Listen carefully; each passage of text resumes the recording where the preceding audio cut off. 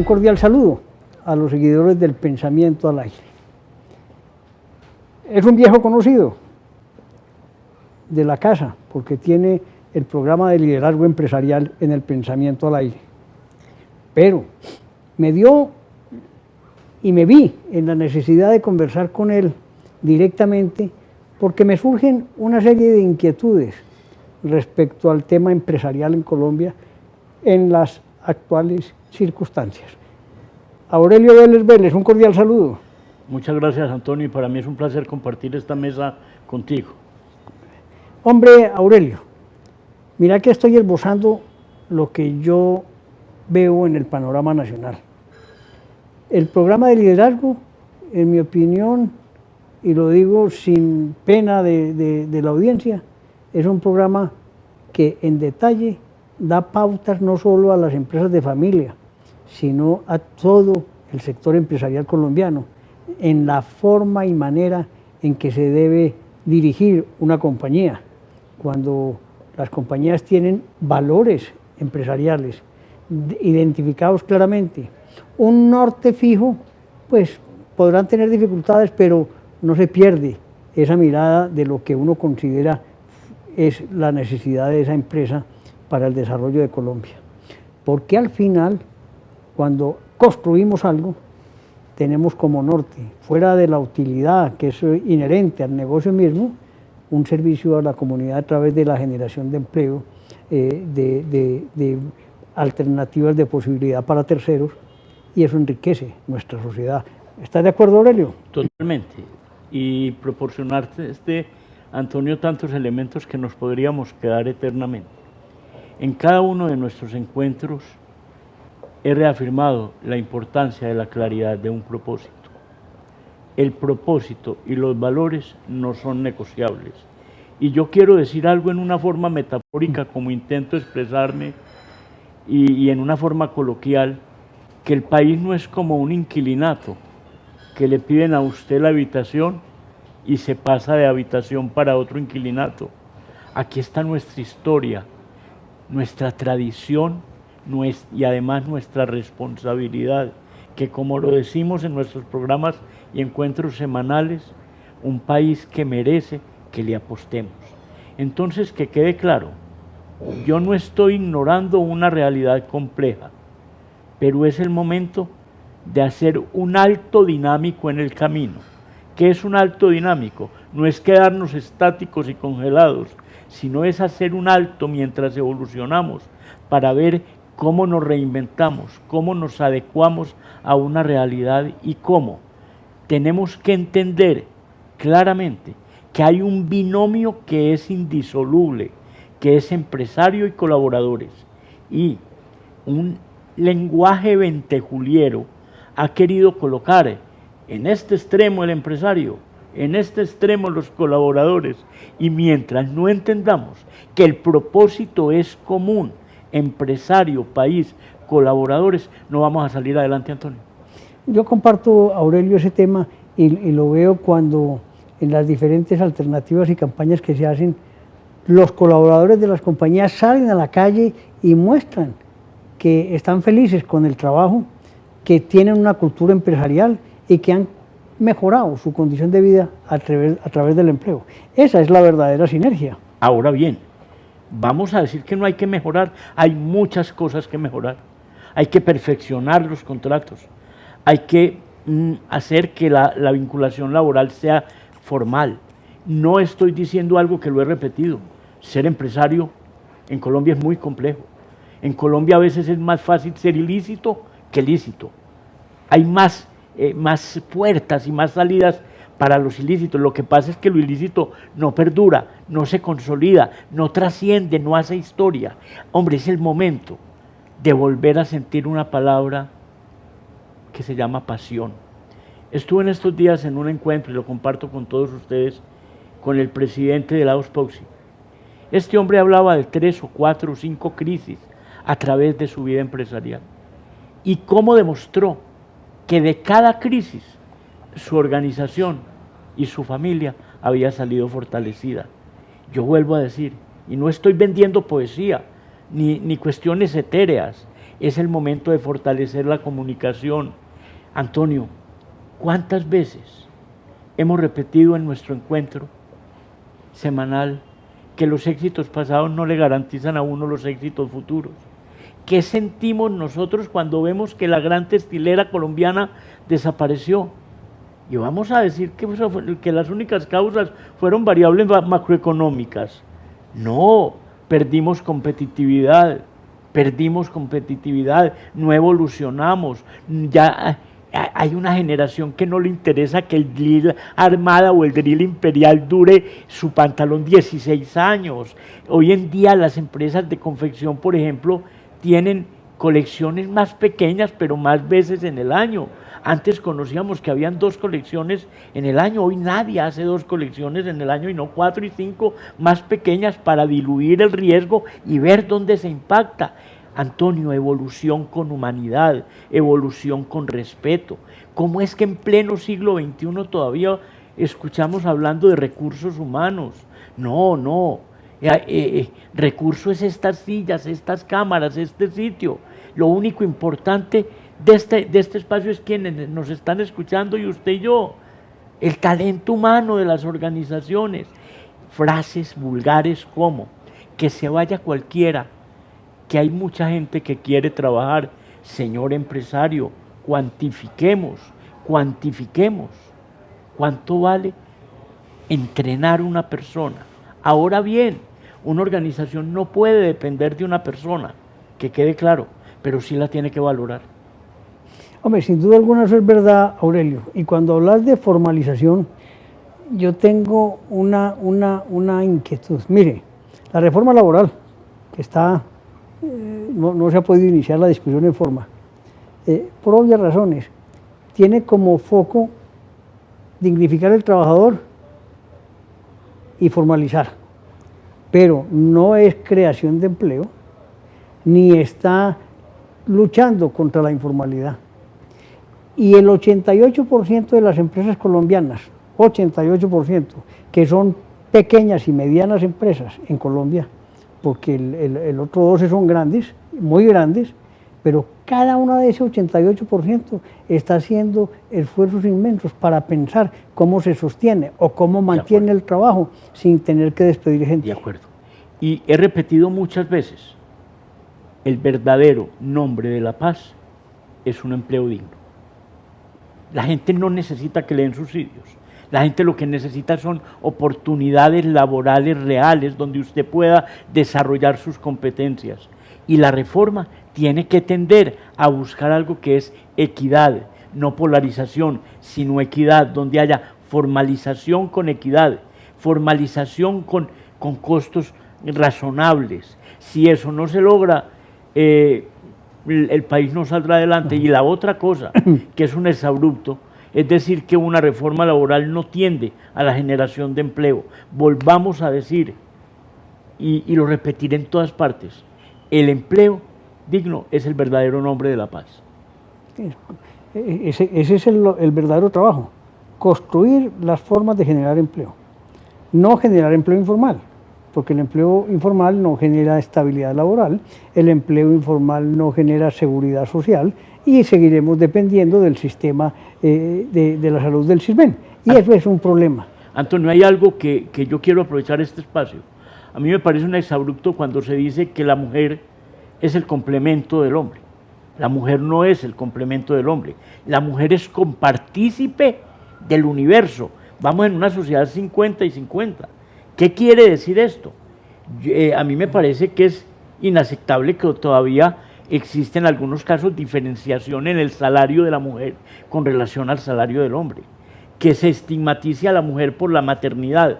Ahora bien, eso es la generalidad, eso no es la generalidad. Yo me atrevo a decir más bien que el común de las empresas respeta y valora a la mujer, pero en eso sí hay que ser taxativo y no se le puede dejar una sola puerta abierta para que se cometan irregularidades de ese tipo. Sí, en eso yo he visto excesos. Por ejemplo, ampliar las semanas del trabajador cuando la mujer está en la licencia de maternidad. Eso no logra nada, eso es un cuento eso es un cuento traído de los cabellos. Claro que logra ¿Por que se qué? estigmatice a la mujer. Claro, que ese hombre no vaya a trabajar, se dedique a otras vainas y no cuide ni siquiera al bebé ni a la señora que está en esas condiciones. Entonces, cuando uno habla de la filosofía del bienestar, hay unas que no son ni bienestar ni benefician a nadie, perjudican a la compañía. Quiero aprovechar también este espacio para que hablemos un poquito de la importancia en el momento del país Eso. de la investigación y el desarrollo, Antonio. Sí, pero antes de eso, antes de hablar de investigación y desarrollo, porque no habrá investigación y desarrollo si no normalizamos el país. Yo le pregunto a usted, en una situación de país difícil, con mucha polarización, con presidente en las calles, en fin, con niñeras, con embajadores, secretarias privadas, en una locura increíble, los empresarios, ¿qué le dicen? ¿Usted qué hace como asesor de una empresa para tranquilizarlo? No, yo no voy a vender placebos. Vender placebos es decir que no pasa nada. Sí, hay una situación compleja y una situación real, pero le digo una noticia, mañana nos tendremos que levantar y mañana nos tendremos que levantar a buscar alternativas. Entonces tenemos dos opciones, quedarnos solamente como espectadores de catástrofes o haciendo discursos ventejulieros o actuando, fortaleciendo el binomio empresario-colaboradores, clarificando el propósito, buscando nuevas alternativas, y yo estoy totalmente convencido que encontraremos salidas. Estoy totalmente convencido y no me voy a unir al coro de la gente que lo ve todo oscuro. Ahora bien, hay una responsabilidad muy grande, Antonio, que no hemos hablado, y es cuál es el papel de los gremios.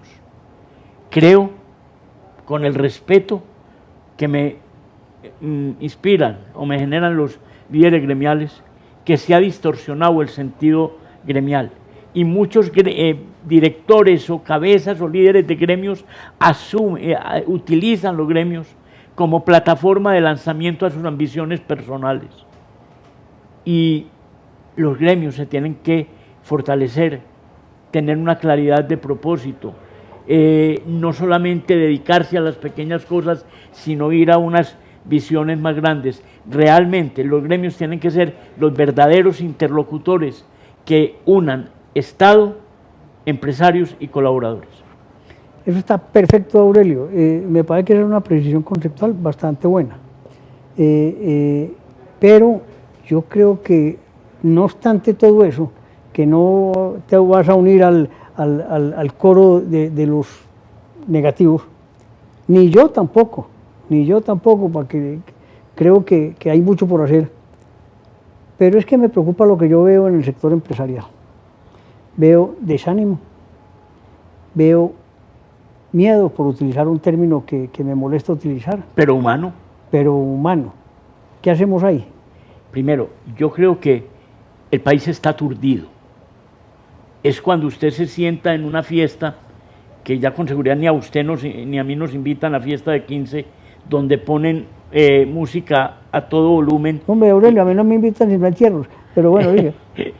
Esperemos que no, pero Antonio, es tanta la bulla que el empresario tiene que aprender a decantar qué le agrega valor y qué no le agrega valor. Tiene que estar cercano a sus colaboradores, tiene que buscar nuevos caminos y tiene que buscar eficiencia para lograr ser competitivos. La prueba es que hay organizaciones que lo están demostrando. Yo no quiero dejar la sensación que digan, es que Aurelio, ¿qué? La miopía le está llevando a no evaluar la realidad del país. No. Me llamaba una amiga, una empresaria, hace 2 días y me dice, Aurelio, tengo unos dólares, los vendo. Y le dije, si yo tuviera esa respuesta, mejor dicho, sería el hombre más importante del país. No lo saben ni los grandes economistas, la volatilidad del dólar, sí, pero seamos, claro que hay un fenómeno interno real, pero la complejidad de la economía, pienso que es a nivel mundial, no es solamente Colombia. Hombre, es el momento, qué rico que nos escucharan esto, y es el momento de que la sociedad se tome de la mano, que la sociedad entienda que hay diferencias, pero que tenemos que rehacer, reinventar un propósito que valore el respeto al ser humano, que valore las diferencias y que busque diariamente nuevas posibilidades. Tendríamos que hacer una abstracción, ¿no? De olvidarnos del gobierno y mantener la mente en los mercados, en los productos, en nuestros trabajadores y en el desarrollo del país, abstrayéndonos de un gobierno que está siendo un poco difícil, para no decirlo... Si fomentamos el concepto de abstraer, los psicólogos que nos escuchan digan, no, es que eso es evadir la realidad. No, hay una realidad, pero hay que intentar 70 veces 7 que el gobierno escuche. Y hay que seguir intentando. Y no vamos a lograrlo si nos polarizamos. Uno los acuerdos no los hace con los amigos. Uno los acuerdos los hace a partir de las diferencias, de la búsqueda de conciliación. ¿Fácil? No, no va a ser fácil.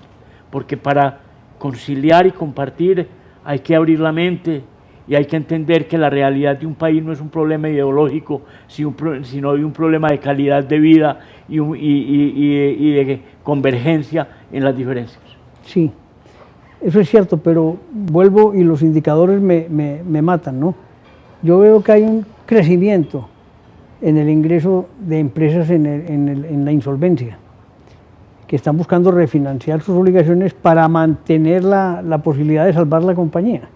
Eso es un indicador peligroso, ¿no? Sí, que conste que muchas de esas situaciones no son nuevas, porque no se te olvide, Antonio, que las organizaciones no se revientan, sino que se desangran.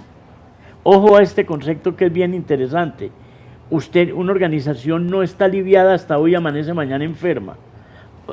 Puede que esas situaciones de insolvencia hayan sido incubadas gradualmente y ahora se hacen evidentes. Sí, es una realidad donde hay que entender que lo que yo antes hacía hoy no funciona, que hay que ser muy juicioso en el tema del endeudamiento, diferenciar un concepto que también en nuestro programa lo hemos hablado. El problema no es ser el más grande, el problema es el ser el más sólido. Ojo a eso, la diferencia entre crecimiento y desarrollo, creo que es un concepto vital. Sí, mientras las empresas menos endeudamiento tengan, más apalancamiento financiero pueden tener y aguantar, ¿no? Acépteme este ejemplo. Cuando usted está mercando con tarjeta de crédito a 4 cuotas, la salud de su economía personal dice algo. Así de sencillo, así de sencillo.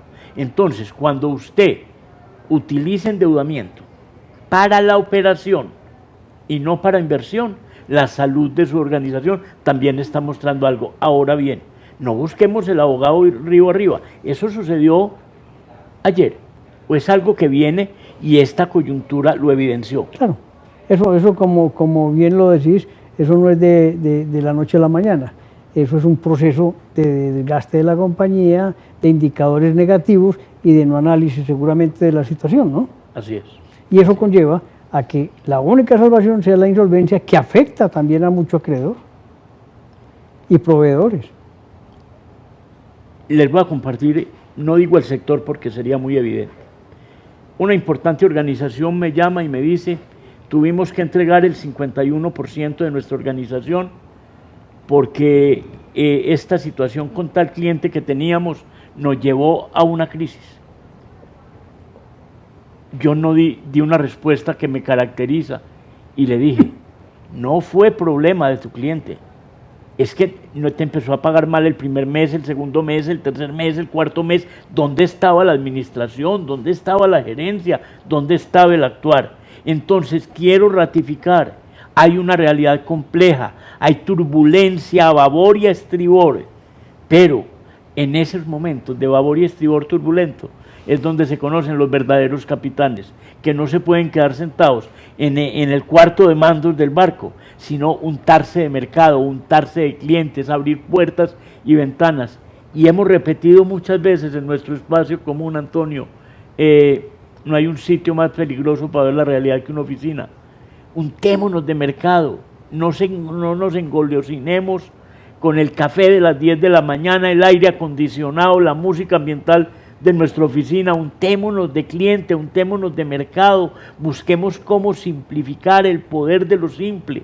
Y yo creo que cosas fabulosas tienen que suceder. ¿Fácil? No, me ratifico. No, Antonio, estos lentes no son rosados. Sabe la complejidad que hay. A mí me da mucha risa porque ¿cuánto se gana Jorge? Se gana 1.800.000, muy bien, tú lo has multiplicado por el 1.45 que implica la carga prestacional. ¿Me hago entender? Soy consciente de eso. Este es un país alcabalero de impuestos sobre el impuesto, que donde trabajáramos eficientemente y donde fuéramos transparentes no necesitaríamos más impuestos. Eso soy consciente, pero la única invitación es entender que el futuro se construye, que el colombiano le cabe el mundo en la cabeza, lo que no se arregla en Colombia no se arregla en ninguna parte. No estoy de acuerdo con los que hablan mal de las nuevas generaciones. Me parecen generaciones envidiables. Para usted y para mí, hablar una segunda lengua era un lujo. Hoy es algo cotidiano. Yo le pregunto, ¿a usted se le bloquea su celular o su computador y qué hace? ¿A quién llama? A su hijo, a su hija, ven, ayúdame, una juventud y una generación que entiende una segunda lengua, que le cabe el mundo en la cabeza, que no se atemoriza a viajar.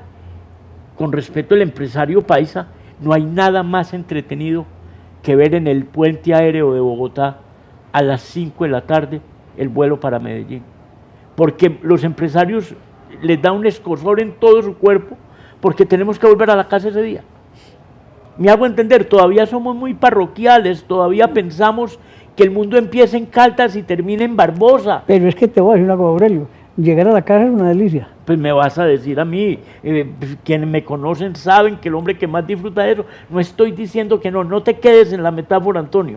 Lo que estoy pidiendo es que pensemos en la universalidad, sí, el mundo no tiene fronteras. No tiene fronteras. No tiene fronteras. Y el mundo tiene que cambiar. Yo lo hice cambiar en una compañía que me toca hablar de propiedad intelectual.